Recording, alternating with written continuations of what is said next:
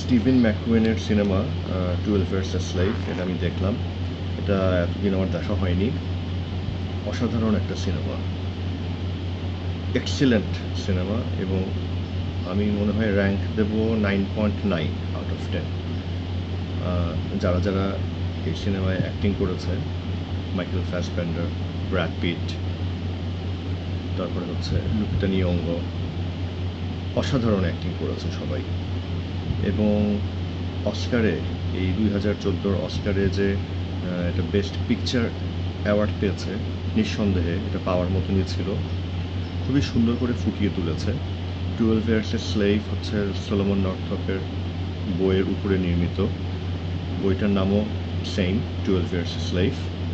এবং এই সিনেমা দেখার পর যেটা জানতে পারলাম যে সলোমন নর্থপ 1800 শতাব্দীর দিকে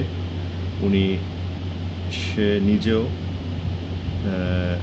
একটা স্লেভ ছিলেন, একজন স্লেভ ছিলেন, এবং তার যে সত্যিকারের ঘটনা, এই সত্যিকারের ঘটনা সে সুন্দর করে বর্ণনা করেছে তার নিজের লেখা বই 12 ইয়ার্স এ স্লেভ। এবং এই 12 ইয়ার্স এ স্লেভের বইয়ের উপরেই নির্মিত হয়েছে এই বইটা, এই মুভিটা। সো আমার কাছে খুবই ভালো লেগেছে, এবং এটা আমি মনে করি সবার দেখার মতন, সবার দেখা উচিত এই সিনেমাটা।